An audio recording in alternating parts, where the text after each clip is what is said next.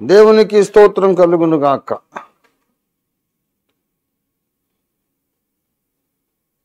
ప్రభునందు నాకు అత్యంత ప్రియులారా,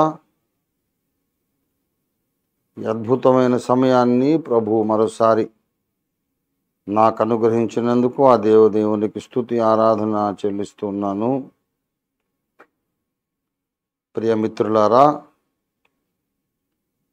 చాలా విస్తారంగా ప్రయాణాలు, సేవార్థమై అనేక స్థలాలు ఈ మధ్య నర్సీపట్నం, విశాఖపట్నం, మళ్ళీ రాగానే కామారెడ్డి, మళ్ళీ రాగానే పాస్టర్స్ ఫెలోషిప్, తెలంగాణ రాష్ట్ర స్థాయి పాస్టర్స్ అగాపే సదస్సు, మళ్ళీ ఇలాగా ఒకదాని వెంట ఒకటి మీటింగ్స్ విస్తారంగా జరుగుతున్నందుచేత చాలాసార్లు నేను ముందుకు రాలేకపోయాను. అయినా సరే మనం ఈ సంవత్సరం ఆరంభంలో ఒక తీర్మానం తీసుకున్నాం. దైవజనుడు అవకాశం ఉన్నప్పుడు వస్తాడు. ఆయన వేరే పని మీద ప్రయాణాల్లో ఉన్నప్పటికీ కూడా మరి తప్పనిసరిగా క్రమం తప్పకుండా ఈ ప్రార్థన అయితే కొనసాగాలి అని మనం తీర్మానం చేసుకున్నాం. మీరందరూ చాలా బాగా సహకరిస్తున్నారు. మీకందరికీ నా హృదయపూర్వక కృతజ్ఞత. రండి చిన్న ప్రార్థన చేసుకొని ఈనాటి ప్రార్థనా పోరాటాన్ని దైవాత్మ సహాయంతో, పరిశుద్ధాత్మ సహాయంతో మనం ప్రారంభించుకుందాం. చిన్న ప్రార్థన, ఆరంభ ప్రార్థన. ప్రేమ కలిగిన మా మహాపరిశుద్ధ తండ్రి, దిగిరండయ్యా. కొద్ది రోజులు నీ దాసుడు మరి ప్రయాణాల్లో ఉండి, విరామము లేని, విశ్రాంతి లేని సేవా కార్యక్రమాల్లో ఉండి జూమ్లో జాయిన్ కాలేకపోయినాడు మీ దాసుడు. అయినప్పటికీ ప్రార్థనా బృందమైతే ఎంతో చిత్తశుద్ధితో, ఎంతో కార్యదీక్షతో, సమర్పణతో, పట్టుదలతో, ఏకాగ్రతతో క్రమం తప్పకుండా ప్రార్థన చేస్తూ వచ్చారు. నడిపిస్తూ వచ్చినటువంటి మీ దాసుని పాస్టర్ రామ్మోహన్ రావుని మీరు ఆశీర్వదించండి. సహకరించిన మీ దాసులు, మీ దాసురాళ్ళు, నీ కుమారులు, నీ కుమార్తెలందరినీ మీరు దీవించండి. ప్రభువు నీకే వందనాలు. ఈ సమయంలో మరలా ఒకసారి మీరు నాకు అనుగ్రహించిన ప్రార్థనా యోధులతో, తోడి ప్రార్థన సైనికులతో నేను కలిసి ప్రార్థించుకోవడానికి నాకు అవకాశం ఇచ్చినందుకు నీకు స్తోత్రం చెల్లిస్తున్నా. దిగిరండయ్యా, కొంచెంసేపు మాతో మాట్లాడండి. మమ్మల్ని అందరినీ ఆయత్తపరచండి. బహుబలమైన ప్రార్థన ఈ ప్రపంచాన్ని ప్రభావితం చేసి మేలు వైపు, ఆశీర్వాదము వైపు, రక్షణార్థ జ్ఞానము వైపు ప్రపంచ మానవ సమాజాన్ని నడిపించేటటువంటి ప్రయోజనకరమైన ప్రార్థన ఈ దినం మా ద్వారా మీరే జయించమని మీ వశానికి అప్పచెప్పుకుంటూ యేసు పరిశుద్ధ నామంలో స్తుతించి స్వతంత్రించుకొని వందనములతో ప్రార్థిస్తున్నాము తండ్రి. ఆమేన్, ఆమేన్, ఆమేన్.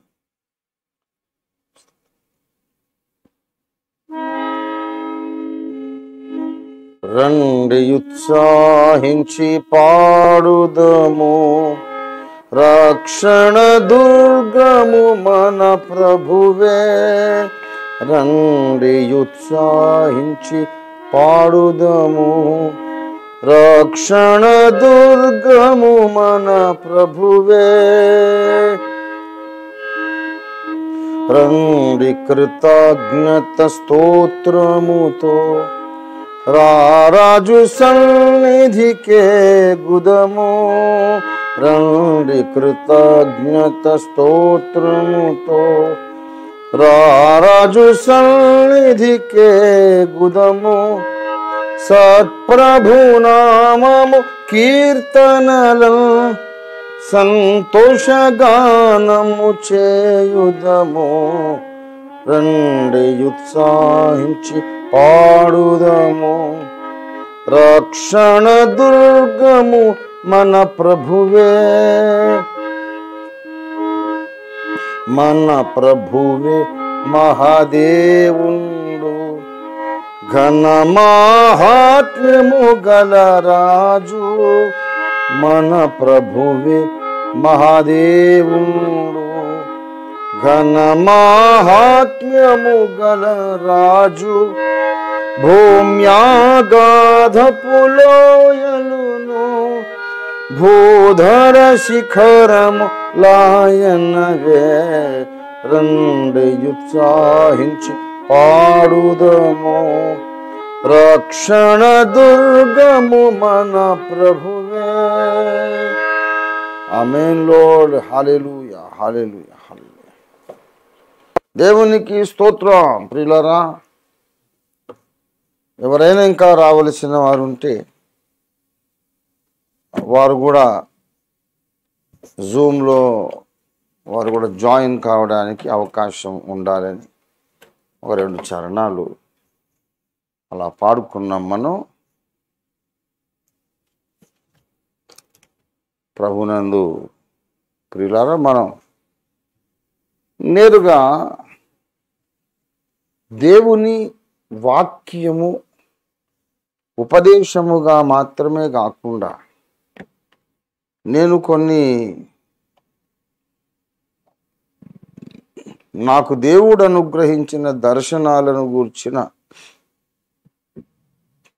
సాక్ష్యమును మీతో పంచుకోవాలని ఈ దినం దేవుడు నన్ను ప్రేరేపించారు. ప్రియులారా, ఇది అందరికీ ప్రోత్సాహకరంగా, మంచి హెచ్చరికగా, అందరికీ లాభకరంగా ఉంటుంది కనుక నేను నీకు చూపించిన దర్శనాలు అందరికీ చూపించని, అందరికీ తెలియచెప్పమని ప్రభు నన్ను ప్రేరేపించారు. దాదాపుగా ఇప్పుడు నేను చేస్తున్న ఈ ప్రక్రియ మరి చాలా అసాధారణమైనది. ఎప్పుడు కూడా మనం దర్శనాలకు కళ్ళకు మనం ఎక్కువ ప్రాధాన్యత ఇవ్వం కదా మనం మన సంఘంలో, మన సహవాసంలో. అయినా ఇవాళ ఎందుకో దేవుడు నా బిడ్డలతో నేను నీకు ఇచ్చినటువంటి దర్శనములను వారందరికీ తెలియచెప్పమని ప్రభు నన్ను బలంగా ప్రేరేపించారు. మరి ఎవరికి గద్దింపు లేకపోతే ఎవరిని కూడా భయపెట్టేటటువంటి విషయాలు కాదు, కానీ కొన్ని మంచి సంగతులు దేవుడు నాకు చూపించాడు. అవి డెఫినెట్గా దర్శనములే, అందులో సందేహం లేదు.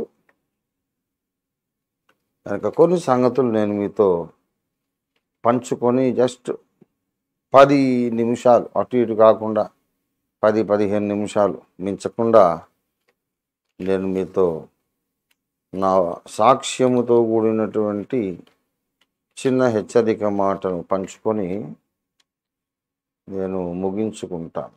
దానియేలు ప్రవచన గ్రంథం 2వ అధ్యాయము 28వ వచనం చివరి సెంటెన్స్ చదువుతున్నాను. దానియేలు 2:28 లాస్ట్ పోర్షన్ చదువుతున్నాను, లాస్ట్ సెంటెన్స్ చదువుతున్నాను. తాము పడక మీద పరుండగా తమరి మనస్సులో కలిగిన స్వప్న దర్శనములు ఏవనగా, తమరి మనస్సులో కలిగిన స్వప్న దర్శనములు ఏవనగా. చిన్న మాట మనం ప్రార్థన చేసుకుందాం. ప్రేమ కలిగిన మా తండ్రి, ప్రేమ కలిగిన మా ప్రభువా, కొంచెం సేపు నీ చిత్తానుసారముగా మాతో మాట్లాడండి అయ్యా. మమ్మల్ని దీవించి బలపరిచి బలమైన ప్రార్థనా పోరాటములో మమ్మను విజయ పదాన నడిపించి విజయోత్సవంతో ఊరేగించమని యేసయ్యా సర్వశక్తి సంపన్న నామమున స్తుతించి ప్రార్థిస్తున్నాం తండ్రి. ఆమేన్ ఆమేన్ ఆమేన్. ప్రభునందు నాకు అత్యంత ప్రియులారా, చదవబడినటువంటి ఈ లేఖన భాగములో స్వప్న దర్శనము అనే ఒక మాట వ్రాయబడి ఉంది. దర్శనము అనే మాట మనకు సుపరిచితమే. దర్శనం అంటే ఏంటంటే మెలకువగా ఉన్నప్పుడే కనపడేస్తుంది. మెలకువగా ఉన్నప్పుడే దృశ్యాలు కనపడుతూ ఉంటాయి. మనం ఊహించని కొత్త విషయాలు, సన్నివేశాలు మనకు కనపడుతూ ఉంటాయి. నిద్ర ఇంపో మనం మెలకువగానే ఉంటాం.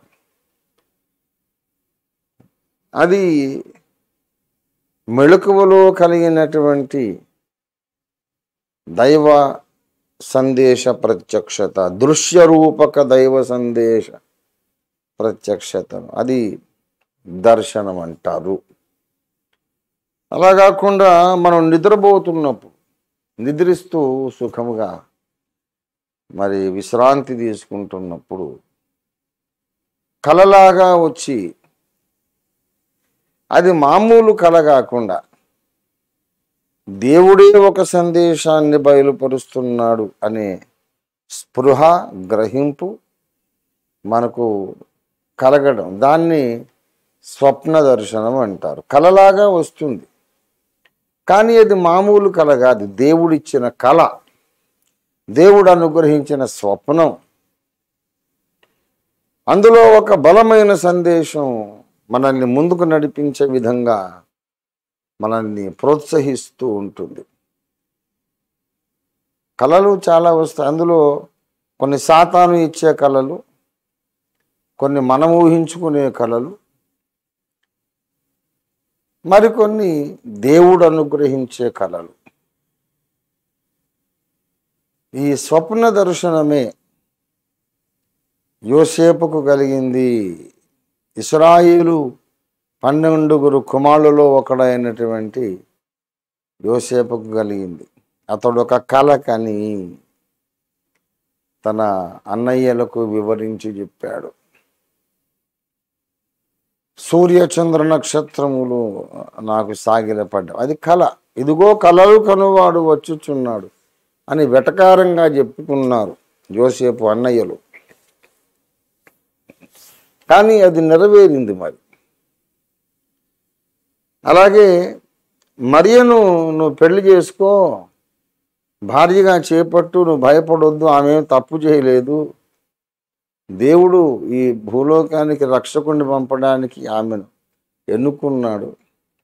పరిశుద్ధాత్మ శక్తి వలన ఆమెలో అద్భుత రీతిగా, ప్రకృతికి అతీతంగా గర్భం కలిగింది. కానీ ఆమె తప్పు చేసిన కన్యక కాదని యోసేపుకు, మరియకు ప్రదానం చేయబడిన యోసేపు కలలోనే దేవుడు చెప్పాడు. కనుక ఇలాగూ కలలే వస్తాయి. ఆ కలలో దర్శనాలు, కలలో దైవ సందేశాలు అలాగా వస్తాయి. మరి ఇప్పుడు ఇవాళ మరి గురువారం దాటింది. గురువారం దాటి శుక్రవారంలో ప్రవేశించాం మనం. 12 గంటలు దాటకముందు అది గురువారం. ఇప్పుడు 12 దాటింది కనుక మనం శుక్రవారంలో ఉన్నాం. అంటే గురువారం ఎర్లీ అవర్స్లో, గురువారం వేకువజామున దేవుడు నాకు వరుసపెట్టి 4 స్వప్న దర్శనాలు ఇచ్చాడు. వరుసపెట్టి 4 స్వప్న దర్శనాలు ఇచ్చాడు.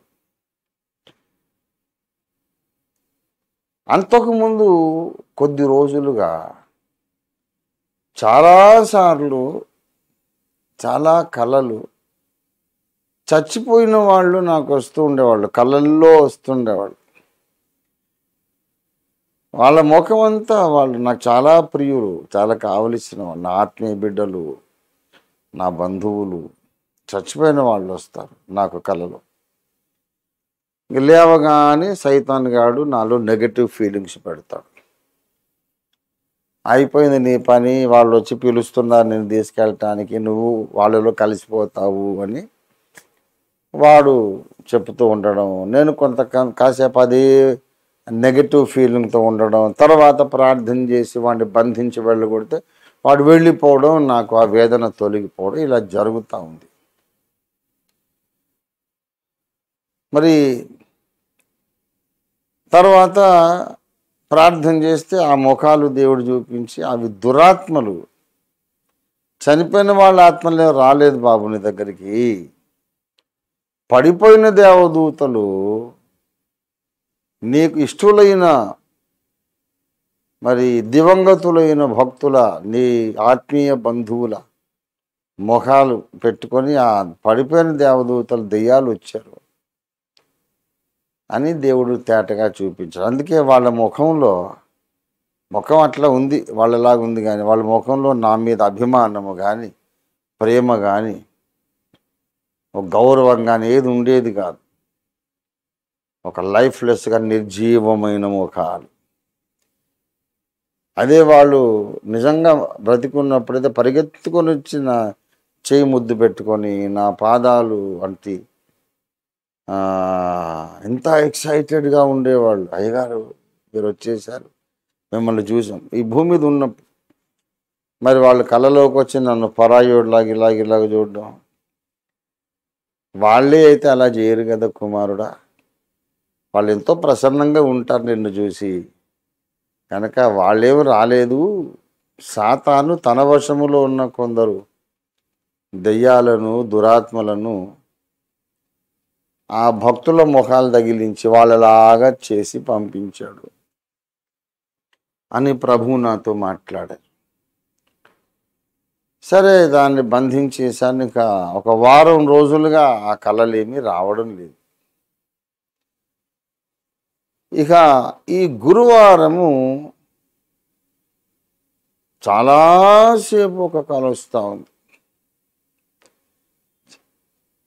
నాకు చాలా ఇష్టమైనటువంటి వృద్ధులైన భక్తిపరులైనటువంటి ఒక జంట, నాకన్నా బాగా పెద్దవాళ్ళు. వాళ్ళ దగ్గరికి నేను ఒక చాలా విలువైన గౌరవప్రదమైన వ్యక్తిని తీసుకెళ్ళి, చాలా పెద్ద ఆయన పెద్దోడే, నాకంటే వీళ్ళు పెద్దోళ్ళే. అలా పరిచయం చేసిన సందర్భంలో వాళ్ళు మాకు భోజనాలు పెట్టారు. బంగాళదుంప, వంకాయ, టమాటా చక్కగా వండారు ఆ అమ్మగారు. తింటున్నాం ఇద్దరం. ఇతను ఎవరు అని అడిగారు. అతన్ని గురించి నేను చెప్తే, ఓ ఫలానా వారా మీరు మా ఇంటికి రావడం చాలా అదృష్టం అండి అని ఆయన అంటున్నాడు. నేను తీసుకెళ్ళినటువంటి ఆ పెద్ద ఆయనను చూసి వాళ్ళు సంతోషపడుతున్నారు. తర్వాత పెద్ద ఆయన లేచి వెళ్ళిపోయి, నేను తింటున్న అన్నంలో కూర అయిపోయింది. ఆ కూర కొరకు మళ్ళా నేను అప్పుడు మేడ మీద మిద్దె మీద తింటున్నాం భోజనం. మెట్లు దిగి కిందికి పోయాను, మళ్ళీ అమ్మగారు నాకు కూర వేశారు. ఇది భోజనం చేయడం చాలాసేపు జరుగుతూ ఉంది. తర్వాత నేచర్స్ కాల్ కొరకు మెళకువ వచ్చింది.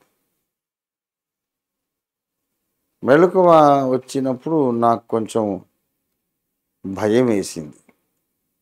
అన్నం తినడం అనేది, భోజనం అనేది కలలోకి రాకూడదు, వస్తే అశుభము అనేది నాకు ఎవరో పెద్దలు చెప్పారు. అది మరణాన్ని సూచిస్తుంది. ఎవరైనా మరణించినట్టే కల వస్తే అదేమి అశుభం కాదు. ఒక వ్యక్తి మరణించినట్టు మనకు కల వచ్చింది అనుకోండి, అదేం అశుభం కాదు. వాళ్ళు అసలే చచ్చిపోరు, మనకు దూరం అవుతారని అర్థం. కానీ ఈ విందు భోజనాలు ఇట్లాంటివి రావడం శుభం కాదు అని పెద్దలు చెప్పారు. కనుక ఏంటి నాకు ఇలాంటి కల వచ్చింది? వారం రోజుల క్రితం దాకా చచ్చిపోయిన వాళ్ళందరూ రావడం, తర్వాత వాళ్ళు అసలైన మనుషులు కాదని దేవుడు బయలుపరచడం, మళ్ళీ ఇప్పుడు ఇదేంటి భోజనం వచ్చిందని లేచి ప్రార్థన చేస్తూ ఉన్నాను. ఇంకా అప్పటికి బాగా తెల్లారిపోయింది, 7 అయిపోయింది, 6:15. లేచి నా మంచం మీద కూర్చుండి చాలాసేపు ప్రార్థన చేశాను. చాలాసేపు ప్రార్థన చేసి ఈ కలయు దాని భావమును యేసునామంలో నేను రద్దు చేస్తున్నాను. అలాంటిది ఏమైనా ఉన్నా సరే నేను దాని యేసునామంలో రద్దు చేస్తున్నాను. దేవుడు అప్పగించిన పనులన్నీ చేసి ముగించేదాకా దేవుడు నాకు ఆరోగ్యముతో, అభిషేకముతో, ఇహలోక ధన సంపదలతో, ఐశ్వర్యముతో కూడిన దీర్ఘాయుష్యును దేవుడు నాకు అనుగ్రహించునుగాక. దీనికి విరోధమైన శక్తులన్నిటినీ, వ్యక్తులందరినీ యేసునామములో బంధించి పాతాళ లోకానికి విసిరి కొడుతున్నాను అని చాలాసేపు ప్రార్థన చేశాను. చాలాసేపు అంటే ఎక్కువ గంటలు కాదు, ఒక పావు గంట 20 నిమిషాలు లోపే. యథార్థంగా చెప్పాలి కదా ఉన్న విషయం. అప్పుడే నాకు మనశ్శాంతి వచ్చింది. ఇంకేం భయపడాల్సిన అవసరం లేదు, ఇంకా పడుకో నా కుమారుడా అని దేవుడు మాట్లాడాడు. యేసయ్య ఒక్కోసారి నిద్రపోని కూడా చెప్తారు. చిత్తం తండ్రి నీకు వందనాలు అని పడుకున్నాను. ఎర్లీ మార్నింగ్ డోసెస్ వేసుకొని ఆ మందులు ఏదో వేసుకొని అది పడుకున్నాను. పడుకున్న తర్వాత 3 దర్శనాలు వచ్చినాయి. అంటే మొత్తం 4. గురువారం డేట్ దాటిన తర్వాత 4 దర్శనాలు. అందులో ఒకటి ఈ భోజనం చేసే ఆ కళ దర్శనము. దాన్ని నేను ఖండించి గద్దించటం, ఆ నెగటివ్ ఫీలింగ్ వెళ్ళిపోవడం జరిగినాక పడుకున్నాక ఇంకా 3. మహావిచిత్రం అండోయ్. ఒక విశాలమైన మైదానం ఉన్నది. ఆ మైదానంలో పెద్ద సోఫా, చాలా విశాలమైన పొడగాటి సోఫా ఉన్నది. ఆ సోఫాలో ఆ చివరన మా నాన్నగారు అద్దంకి స్వామిదాస్ గారు కూర్చున్నారు. ఈ చివరన నాన్నగారికి కొంచెం దూరం నేను కూర్చున్నా సోఫాలో. నాన్నగారిని చూస్తే నిద్రపోతున్నారు ఆయన. సరే నాన్నగారిని డిస్టర్బ్ చేయొద్దు అనుకున్నాను. నేను మెల్లిగా లేచాను అక్కడి నుంచి. లేచిన తర్వాత గమనించాను, నాన్న కూర్చున్నటువంటి స్థలము, నేను కూర్చున్న స్థలం మధ్యలో ఒక మందు పాతర, ఒక బాంబు, పెద్ద విధ్వంసం సృష్టించి ఒక బాంబు లాంటిది, మందు పాతర లాంటిది అక్కడ ఆ సోఫాలో ఇమిడిచారు ఎవరో. ఓహో, నేను లేచేశాను, లేకపోతే అది పేలితే నా సంగతి అయిపోనన్నమాట. మరి ఇప్పుడు ఎట్లా? నాన్నగారికి హాని కదా, ప్రమాదం కదా, ఎలాగా? నిద్రపోతున్నారు, లేపేద్దునా నాన్నని ఎట్లాగా అని అనుకుంటున్నాను. ఈ లోపల ఈ సోఫా మీద ఉన్న మందు పాత్ర లాంటిది ఆ గ్రౌండ్లో కూడా ఇంకొకటి ఉంది. అక్కడ నా శిష్యుడు ఒకతడు పారతో అంత చెక్కి, గడ్డి చెక్కి క్లీన్ చేస్తూ ఉన్నాడు. బాబు, దానికి తగిలిన కనుక పార పేలుతుంది, బాబు ఆగు అని అన్న. ఇదే వయసులో ఉన్నా నేను, ఇదే 60 ఏళ్ళ వయసులోనే ఉన్నాను. మా నాన్నగారు ఉన్నారు, ఇంతే పెద్దగా ఉన్నాను, దైవజనుణ్ణి, సేవకుణ్ణి, ఆ స్టేటసే, పసిపిల్లోడు నేను కాదు. బాబు, పారతో ఏదో మట్టి తీస్తున్నావు, చదును చేస్తున్నావు, అక్కడ మందు పాత్ర ఉందిరా చూసుకో, అది పేలుతుందన్న. అతను నా వంక చూసి మంచిదయ్య గారు, మంచిదయ్య గారు అని చెప్పి కొంచెం దూరంగా వెళ్ళి క్లీన్ చేస్తున్నా. ఆ మందు పాత్ర అక్కడే ఉంది. అక్కడ ఒక మందు పాత్ర గ్రౌండ్లో, ఈ సోఫాలో ఒక మందు పాత్ర. మా నాన్నగారు నిద్రపోతున్నారు సోఫా మీద. నేను లేచాను. ఇంకా ఏం చేయాలో అర్థం కావడం లేదు. ఉన్నట్టుండి పెద్ద పేలుడుతో ఆ 2 మందు పాత్రలు పేలినాయి. చాలా పెద్ద పేలుడు, శబ్దం, చాలా పెద్ద శబ్దంతో. అయ్యో, నాన్నగారికి ఏమైందని నేను దగ్గరికి వెళ్ళి చూస్తే ఆయన ఏమి చెక్కు చెదరలేదు. అసలు ముక్కలు ముక్కలు అయిపోయి ఉంటాడు, మాంసఖండాలుగా అయిపోయి ఉంటాడు అనుకున్న. పరిగెత్తి చూస్తే ఆయన నిద్ర కొంచెం భంగమైనట్టు కళ్ళు కొంచెం తెరిచి చూసి చుట్టూ చూసి ఇటు పక్కకు ఒత్తిగిలి మళ్ళీ పడుకున్నా.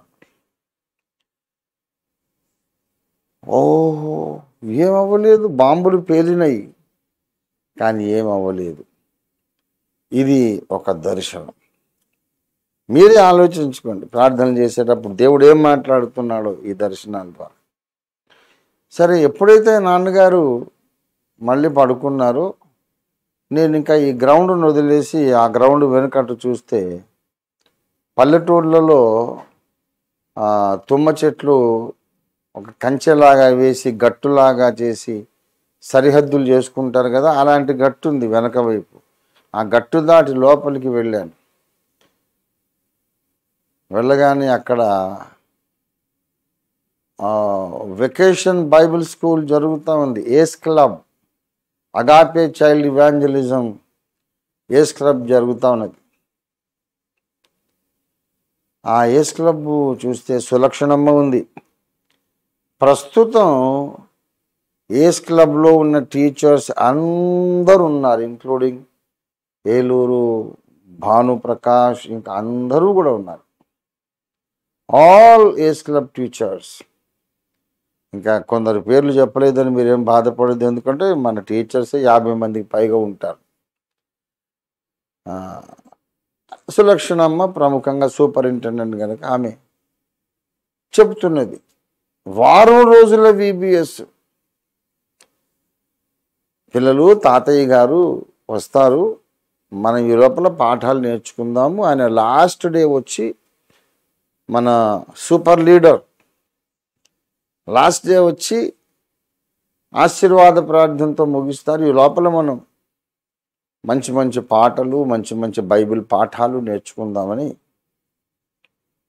సులక్షణమ్మ చెప్తుంది. పిల్లలు మునిపెన్నడూ లేనంత మంది ఉన్నారు. ఎప్పుడో ఒక 1200, 1500, 2000 లోపల 1800 అలాగ ఉండేవాళ్ళు. 3000 మంది పైన వచ్చారన్నమాట. అద్భుతంగా జరుగుతూ ఉంది. మరి చాలా ఆనందం కలిగింది. ఆ లోపల నేను సులక్షణమ్మ దగ్గర వెళ్ళి పిల్లలందరూ సంతోషించారు. తాతయ్య తాతయ్య తాతయ్య వచ్చారు, తాతయ్య వచ్చారు.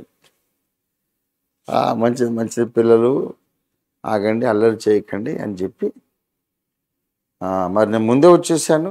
ఆఖరి రోజు వద్దాం అనుకున్నా, ముందే వచ్చేసాను. అక్కయ్యలు అన్నయ్యలు మంచి మంచి పాఠాలు నేర్పిస్తారు, మంచి సాంగ్స్ నేర్పిస్తారు. నేనేదో వాళ్ళకి చెప్పాల్సిన మాటలు చెప్పాను, ప్రార్థన చేశాను. అంకుల్ మీరు ముందే రావడం, ప్రార్థనతో ప్రారంభించడం చాలా సంతోషం. మీరు రాలేరేమో అనుకున్నాను కానీ వచ్చేసారు. అంటే దేవుడు తీసుకొచ్చాడమ్మా అని చెప్పా. తరువాత అన్ని క్లాసెస్ తిరిగాను. పిల్లలందరినీ జనరల్ క్లాస్ కొరకు కూర్చోబెట్టారు.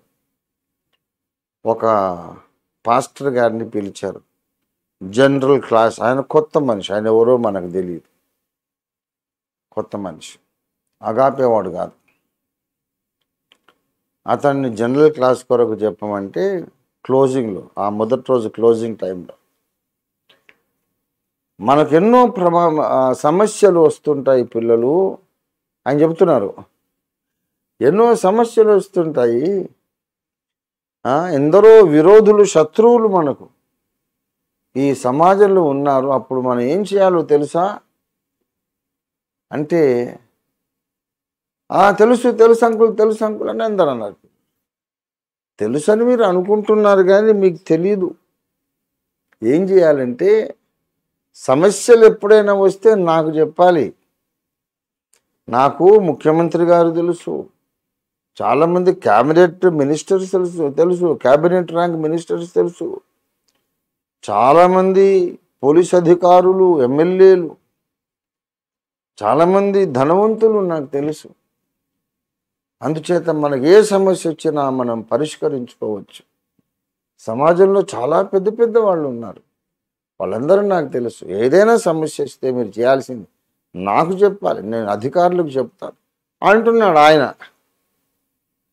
అంటే నేను దూరం చూసి ఈయన ఎక్కడి నుంచి వచ్చాడరా, మాకు ఇదేం బీబీఎస్ ఇట్లా నేర్పిస్తున్నాడు అనుకున్నాను. ఇంత లోపల పిల్లలు వేసిన టీచర్స్ అందరు గొల్లుమని అరిశారు. అంకుల్ మీరు తప్పు చెబుతున్నారు. ఎంత అధికారంతో నా పిల్లలు, సండే స్కూల్ పిల్లలు, టీచర్స్, అంకుల్ తప్పు తప్పు తప్పు తప్పు తప్పు.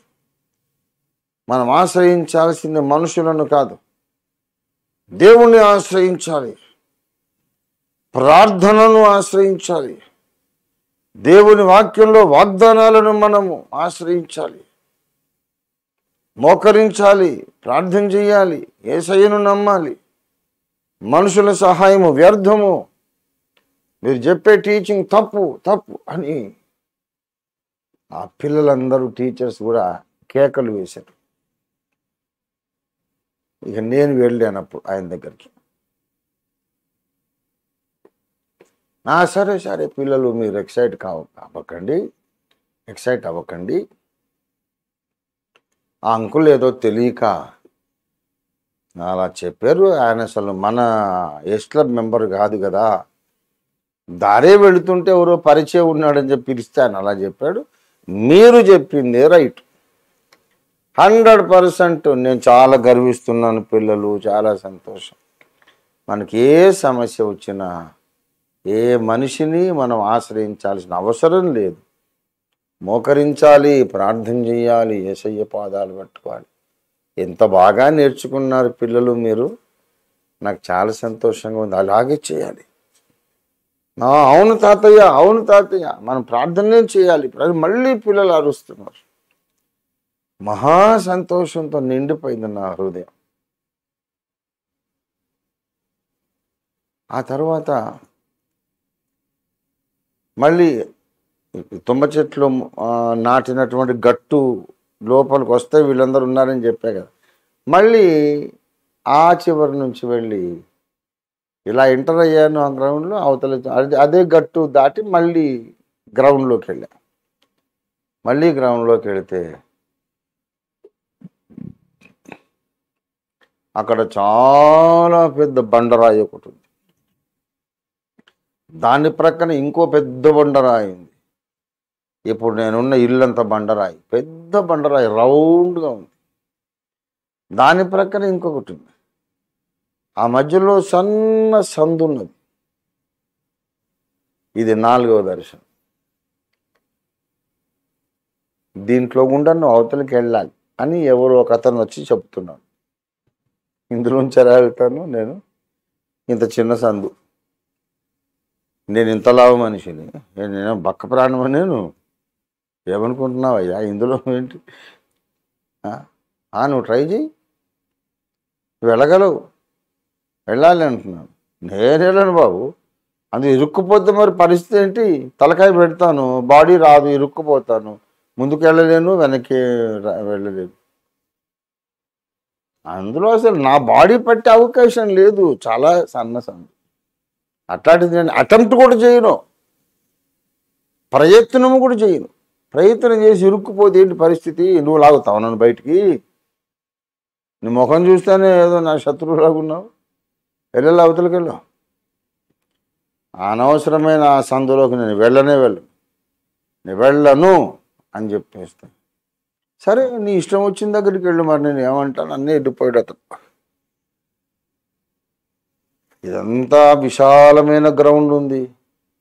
ఆ గ్రౌండ్ అంతా వదిలేసి ఈ 2 రాళ్ల మధ్యలోకి ఎందుకు వెళ్ళాలి? నేను విశాలమైన చోటుకి వెళ్ళిపోతానని అటు వెళ్ళానో లేదో. ఇల్లు కట్టేటప్పుడు 4 మూలలుగా ఉన్న స్తంభాలు ఎలాగ ఉంటాయో, కాంక్రీట్ పిల్లర్స్, భూమిలో నుండి కొన్ని వందల పిల్లర్స్ మొలుసుకొచ్చినాయి. అందులో మనిషి దూరే అంత ప్లేస్ ఉంది, కానీ కొంచెం కష్టపడాలి. ఆ పిల్లర్స్ అన్నీ దగ్గర పిల్లర్స్ అన్నీ మొలిచినాయి. ఉన్నట్టుండి అలాగ తన్నుకొచ్చింది పైకి. సరే వీటిలో గుండానే వెళ్తాను అవతల, కానీ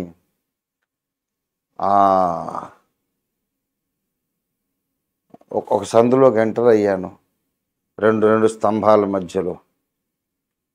పర్వాలేదు, ప్రవేశించినాక కొంచెం స్పేషియస్గానే, కొంచెం విశాలంగానే ఉంది, మరీ ఎంత ఇరుకెళ్ళలేదు అనిపించింది. అక్కడి నుంచి మళ్ళీ ఇటు లెఫ్ట్కి తిరిగాను. ఈ లెఫ్ట్కి తిరిగినా, స్ట్రైట్ పోయినా, రైట్కి తిరిగినా మళ్ళీ 2 స్తంభాల మధ్యలో నుంచే జరుగుతుంది నా ప్రయాణం.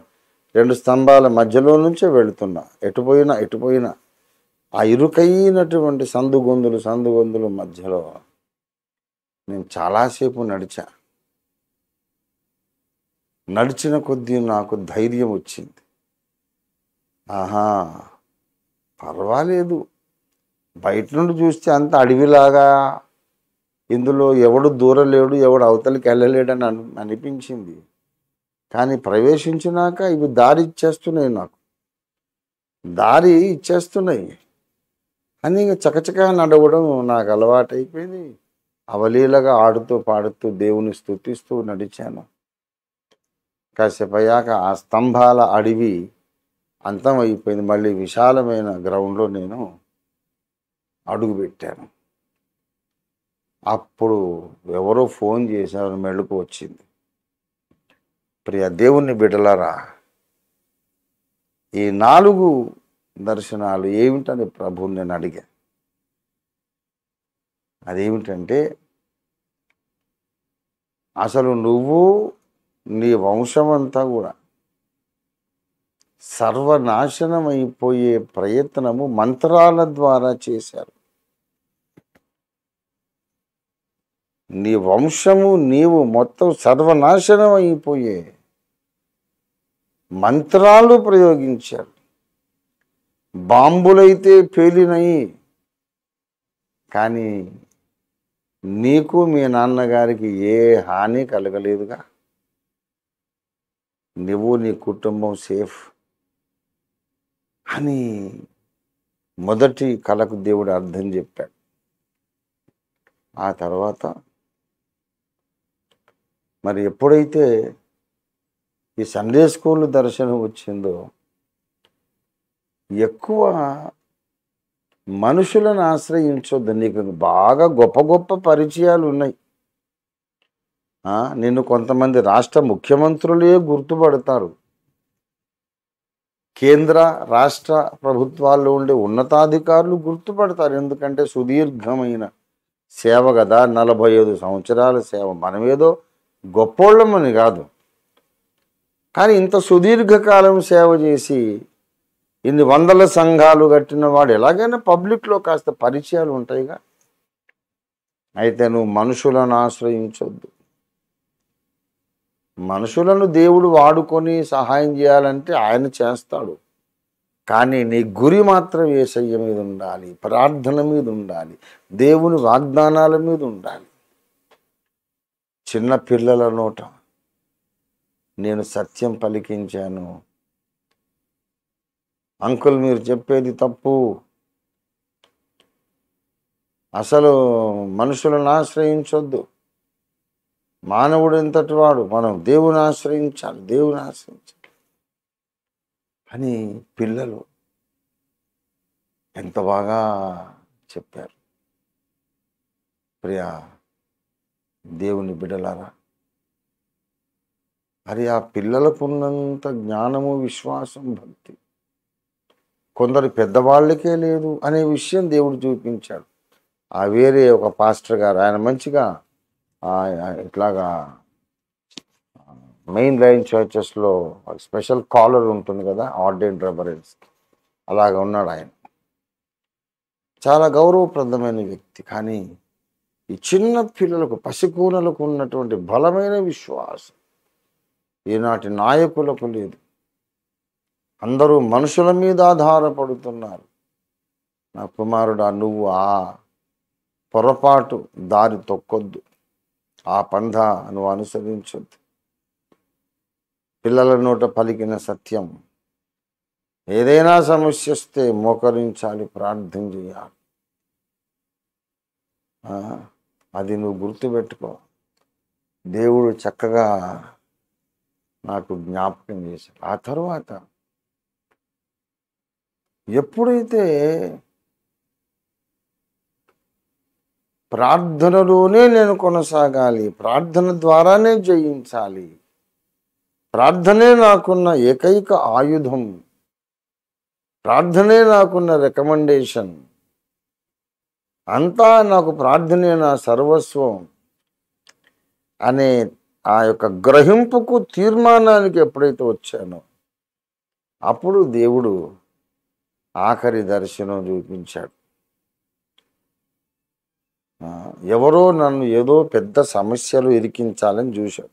వాడు ఫ్రెండ్లీగా లేడు. వాడు ఇందులో పో, ఈ 2 బండల సందులోకి వెళ్ళు అని చెప్పిన వాడు పెద్ద గుండ్రాళ్ళు, చాలా పెద్ద గుండ్రాళ్ళు.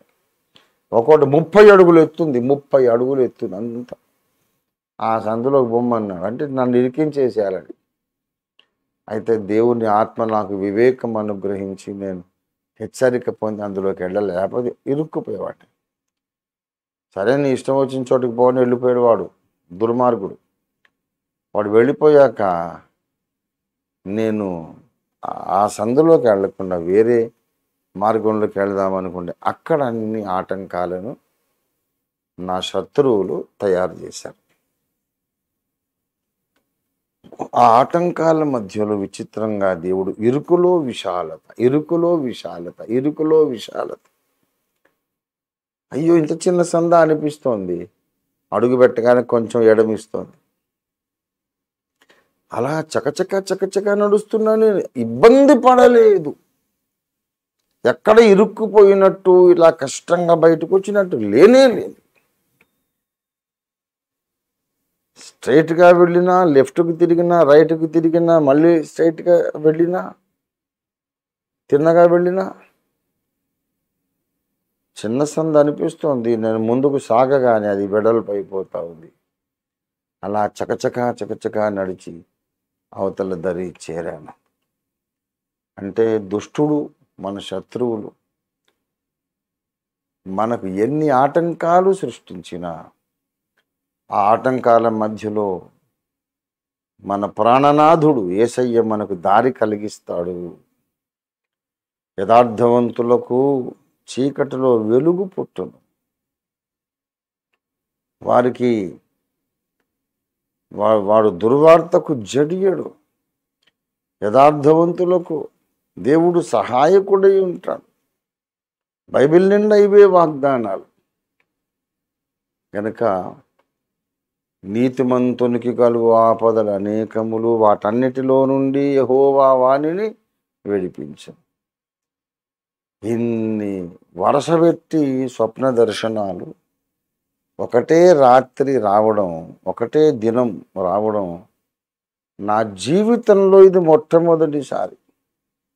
అసలు మా నాన్నగారు ఎందుకు వచ్చారు, నేను ఆయన ఏమి జ్ఞాపకం చేసుకుంటూ పడుకోలేదు. ఆ 2 మందు పాత్రలు భయంకరంగా పేలినాయి. నేను సేఫ్గా ఉన్నా, మా నాన్న సేఫ్గా ఉన్నా. ఆయన అలవోకగా ఏమి పట్టించుకోకుండా అలాగా ఏంటి అన్నట్టు అలా కళ్ళు తెరిచి చూసి పక్కకు ఒత్తిగిరి మళ్ళీ పడుకున్నాడు. మంచి గురక పెడతాడు మా నాన్నగారు, నాలాగే. అది నేనే మా నాన్నలాగా గురక పెడతాను. ప్రియులారా, నాన్నని చూశాననే సంతోషం కలిగింది. తర్వాత మమ్మల్ని కుటుంబముగా సర్వనాశనం చేయాలి అనుకున్న ఆ బాంబులు పేలినాయి, కానీ మా ఒక్క వెంట్రుక కూడా కాలలేదు. ఎంత అద్భుతమైన విషయమో. ఇంకొక మంచి సంగతి చెబుతా. బళ్ళుమని పేలింది కదా గ్రౌండ్లో మందు పాతరా, నా శిష్యుడు అక్కడ ఉన్నాడు. వాడు కూడా ఏమీ దెబ్బతినలేదు. చాలా సింపుల్గా పేలిన దాని వైపు చూసి పారతో పని చేసుకుంటూ ముందుకెళ్ళిపోయాడు. అంటే నన్ను, నా కుటుంబాన్ని, నా ఆత్మీయ బిడ్డలను ఈ మంత్రశక్తులు ఏమీ చేయలేకుండా వాటిని మన దేవుడు నిర్వీర్యం చేసేసాడు. అవి నాకు తగలవు, మీకు తగలవు. దేవునికి స్తోత్రం కలుగును గాక. విచిత్రం. ముందు ఆ అన్నం అనే దర్శనం మాంత్రికులు పెట్టినటువంటి పీడకల. ఆ అన్నం నేను తిని లేచి కూర్చొని భయం వేసేది, రాకూడదు అశుభం కదా అని కొంచెం గాబరా పడడం, అదంతా కూడా పీడకల పీడకల పీడకల, సాతాను పంపించిన పీడకల. ఈ కళను దాని భావమును యేసునామములో బంధించేస్తున్నా అని ప్రార్థనలో కూర్చొని పోరాడమని దేవుడే నాకు చెప్పాడు. చాలా నిద్ర వస్తోంది, పడుకోవాలని చాలా శరీరం డిమాండ్ చేస్తుంది, నిద్రపోవాలని. దేవుడు అన్నాడు, ఇప్పుడు నువ్వు నిద్రపోవద్దు, నువ్వు నిద్రపోవద్దు కుమారుడా, కూర్చో, ప్రార్థన చేయి, ఆ కళను దాని భావమును బంధించు, ఆ కలయు దాని భావమును దాన్ని నా మీదికి పంపిన వాళ్ళ మీదికి వెళ్ళిపోవును గాక అని ఆజ్ఞాపించమన్నాడు యేసయ్య. ఒక పావుగంట 18 నిమిషాలు అలాగా అదే పని చేశా. మొత్తం ఆ చీకట్లన్నీ వెళ్ళిపోయాయి. ఆ తరువాత ఈ 4 దర్శనాలు, నేను స్వామిదాస్ గారు మా నాన్నగారు ఉన్న దర్శనం, వెకేషన్ బైబిల్ స్కూల్ దర్శనం, ప్రిలారా మరి ఆ తర్వాత ఈ పెద్ద పెద్ద పెద్ద గుండ్రాళ్ళు ఉన్నటువంటి ఈ దర్శనం, దాంట్లో నుండి నేను ఇరుకులోనే విశాలత కలిగించుకొని వెళ్ళిపోవడం, ఇవన్నీ చూస్తుంటే దీని total gist of all the 4 or 5 visions ఏమిటంటే, మన మీద జరిగినంత పెద్ద స్థాయిలో కుట్ర ఏ మినిస్ట్రీ మీద, ఏ సేవకుడి మీద ప్రపంచ చరిత్రలో జరగలేదు.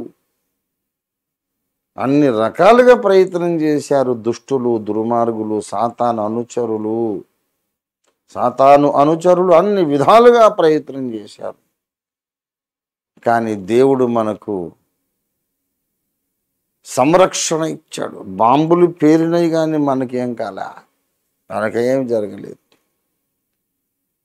ఒకటి హెచ్చరిక కూడా ఉంది ఇందులో, మనుషుల మీద ఎక్కువ ఆధారపడొద్దు, ప్రార్థన మీద ఇంకా ఎక్కువ ఆధారపడాలి. అందుకే నేను ఇవాళ ఈ సాక్ష్యం చెప్పా, ప్రార్థన మానొద్దు. దేవుడు మనకు ఆ చిన్న పిల్లల ద్వారా ఈ సత్యం పలికించాడు. మనం ఏం చేస్తున్నాము? నాకు చట్టం తెలుసు, అధికారులు తెలుసు, ఏదైనా నేను కేసులు పెడతాను, సాధించుకుంటాను అంటున్నాం. సరే, ఆ కేసులు పెడతారో సాధిస్తారో లేదా అది వేరే విషయం. కానీ మన గురి ఏమై ఉండాలంటే, ప్రతి సమస్యను ప్రార్థనతోనే ఎదుర్కోవాలి, ప్రార్థనతోనే పరిష్కరించుకోవాలి. మోకాళ్ళ మీద ప్రార్థనలోనే మనం అన్ని యుద్ధాలు జయించాలి. వారి విశ్వాసము ద్వారా రాజ్యములను జయించింది. మనం అదే పని చేయాలి. ఆ హెచ్చరిక కూడా దేవుడు ఇచ్చాడు. నేను చాలా సంతోషించా, ప్రభువా, నా బలహీనత చూసి నాతో మాట్లాడావు ఆ చిన్న పిల్లల ద్వారా. నాదదే మనస్తత్వం. ఏదన్నా విషయం ఉంటే అన్నిటికీ మోకరించి ప్రార్థన చేయడం ఏంటి? ప్రార్థన ఎలాగూ చేస్తాము, చేయకుండా ఉంటాం ఏంటి? ప్రార్థన చేస్తాం, కానీ మనకున్న ఇన్ఫ్లుయెన్స్ కూడా ఉపయోగిద్దాము అని ఇటు ప్రార్థనకి మన పలుకుబడికి 50-50% సమానమైన ప్రాధాన్యతనిచ్చేవాడిని. కానీ ఇప్పటి నుండి నేను కూడా ఆ విషయంలో మారు మనసు పొందుతున్నాను. ప్రార్థనతో సమానమైనటువంటి ప్రాధాన్యత, ప్రాముఖ్యత మన పలుకుబడికి, మన ఇన్ఫ్లుయెన్స్, మనకున్నటువంటి పోరాట పటిమ, మన ధైర్యము, మనం పెట్టగలిగే కేసులు, మన నెట్వర్క్, దీనికి మనం ఇవ్వద్దు. ప్రార్థనతో ఏది సమానం కాదు. దేవుడే మనకు తోడై ఉండకపోతే ఏ ప్రభుత్వాధికారి మనకు సహాయం చేయలేడు. మన యేసయ్య పాదాలు పట్టుకోవాలి, మరింత పట్టుదలతో ప్రార్థన చేయాలి. ప్రియా దేవుని బిడ్డలారా, నేనైతే ఇవాళ దినమంతా ఆనందభరితుడైపోయి ఉన్నాను. నా యేసయ్య నాతో మాట్లాడాడు, ఈ స్వప్న దర్శనాల ద్వారా మాట్లాడాడు. ఇవి లేఖనానుసారంగానే కనబడుతున్నాయి. ఎంత అద్భుతము! దేవునికి స్తోత్రం. శత్రువు మనల్ని ఎక్కడో ఇరికించాలని చూస్తే మనం బయటకు వచ్చేసాం. ఆహా, మేము పెట్టిన సమస్యలు ఇరుక్కోకుండా తప్పించుకుంటావా? నువ్వు ముందుకు ఎలాగెళ్తావో చూద్దామని వాళ్ళు ఆటంకాలు సృష్టిస్తూ ఉంటే ఆ ఇరుకులోనే విశాలత కలిగించి యేసయ్య మనల్ని ముందుకు తీసుకెళ్తున్నాడు. ఆఖరికి మనం కోరుకున్న విశాలమైన భూభాగంలోకి మనం వచ్చేసాము. అక్కడ అడుగుపెట్టి దేవుని ఆనందంగా స్తుతిస్తూ ఉన్నాము. గ్రహించారా నా ప్రియ బిడ్డలారా? ఇది నేను ఊహించుకోలే. నేను ఇవన్నీ ఆలోచించుకొని నేను నిద్రపోలేదు. అసలు మా నాన్న రావడం ఏంటిది నేను ఊహించుకుంటూ వస్తాయా ఇలాగా? దేవుడు పంపినటువంటి స్వప్న దర్శనాలు. యోసేపు తన కలిగిన స్వప్న దర్శనాలను ఎలాగైతే నమ్మాడో అలాగే నేను కూడా ఈ 4 స్వప్న దర్శనాలను నమ్ముతున్నా. నాతో పాటు మీరు స్వతంత్రించుకొని ప్రార్థన చేయండి. చిన్నపిల్లలను పలికించాడుగా దేవుడు. పలుకుబడి కాదు, మానవ అధికారాలు కాదంకుల్, ప్రార్థన, దేవుని వాక్యం, బైబిల్ గ్రంథ వాగ్దానాలు, యేసయ్య నామం, దీన్నే మనం ఆశ్రయించాలి నరిశారుగా. ఇవాళ అదే పని మనం చేద్దాం. మన 45 సంవత్సరాల సిద్ధాంత పోరాటం సంస్కరణ ఒక ముగింపుకు వచ్చే ఒక సమయం వచ్చింది, ముగింపుకు వస్తోంది. మనం అనుకున్న గోల్, మన గురిని రీచ్ కాబోతున్నాం, మనం చేరబోతున్నాం. సర్వ ప్రపంచము ఓఫీర్ మినిస్ట్రీస్ యొక్క వాయిస్ అండ్ మెసేజ్, స్వరమును సందేశమును, ఓఫీర్ మినిస్ట్రీ స్వరాన్ని సందేశాన్ని సర్వలోకం వినబోతోంది అతి త్వరలోనే. అప్పటిదాకా దేవుడు మనకు ఆరోగ్యము, దీర్ఘాయువు, ధన సంపదలు, ఐశ్వర్యం, అభిషేకం ఇవ్వాలని బలంగా ప్రార్థన చేయండి. సువార్తకు విరోధమైన శక్తులన్నింటినీ దేవుడు కాల్చివేయాలని ప్రార్థన చేయండి. ఇంతవరకు అనుగ్రహించిన అద్భుతమైన కాపుదల కొరకు దేవుని స్తుతించి ఆరాధన చేయండి, ఆరాధించండి. ఎన్ని మందు పాత్రలు, బాంబులు పేలినా మనకు చిన్న స్క్రాచ్ కూడా అవ్వలే, చిన్నగా గీరుకుపోయినట్టు కూడా అవ్వలేదు. ఎంత అద్భుతమైనటువంటి సందేశాలు దేవుడిచ్చాడు వెంట వెంటనే. ఇంకో అద్భుతం ఏంటంటే నాకు ఇవన్నీ గుర్తుండటం చాలా అద్భుతం. ఎందుకంటే జనరల్గా మెళుకు రాగానే మర్చిపోతాం, కానీ ఎవ్రీ డీటెయిల్ నాకు ఈ 24 hours కూడా గుర్తుంది. నిన్న ఎర్లీ మార్నింగ్ నుండి ఇవాళ ఎర్లీ మార్నింగ్ వరకు గుర్తుంది. ఇంకా చూస్తున్నా, నేను సినిమా చూసినట్టు నా కళ్ళ ముందు. అంటే దేవుడు చూపించిన దర్శనం అయితేనే అలాగా పర్మనెంట్గా ముద్ర పడుతుంది అన్నమాట. సో దేవుని స్తోత్రం. దేవుడు మనకు తోడుగా ఉన్నాడు. ఆయన మాట్లాడే దేవుడు, మన ప్రార్థన ఆలకించే దేవుడు, సహాయం చేసే దేవుడు, మనల్ని కాపాడి భద్రపరిచే దేవుడు, ఇరుకులో విశాలత కలిగించే దేవుడు, చీకట్లో వెలుగు కలిగించే దేవుడు. నన్ను ఆశ్రయించండి, నేనున్నానుగా మీకు. వాడు వీడెందుకు, నేనున్నానుగా అంటున్నాడు. మనుషులు ఎందుకు, వాళ్ళు నా దాసులే, వాళ్ళని నేను వాడుకుంటా. మీరు నా కాళ్ళు పట్టుకోండి, నేను వాళ్ళని తీసుకొస్తాను మీ దగ్గరికి. యేసయ్య ఎంత అద్భుతంగా మాట్లాడుతూ ఉంటుండగా మనము మరొక్కసారి పునరంకితం అవుదాం. ప్రార్థనను మనం నిర్లక్ష్యం చేయొద్దు.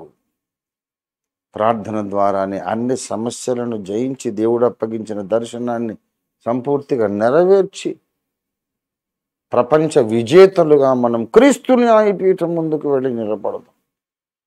దేవుడి స్వప్న దర్శనాలు ఓఫీరిస్టులందరి జీవితాలలో సేవలో నెరవేర్చునుగాక. ప్రార్థన చేసుకున్నారండి ప్రియులారా, ప్రార్థన చేసుకుందాం. ప్లీజ్ కళ్ళు మూసుకొని ఏకీభవించండి, ప్రార్థన చేసుకుందాం. ఓ రకరదర వసహుందల దియారదర బాహుం భరీధర దియాకరాదర బరసి పురీంధర బర రుహూదరి బరాసి కరందర దికందర దిహా బరాసి కరిందర దియాదర బరాసి. దయచేసి ప్రేరేపించబడిన వారు మీ హ్యాండ్ రైజ్ చేయండి. సమయము పోనిచ్చుకోవద్దు. దయచేసి సమయం చాలా విలువైంది. Let us start praying immediately.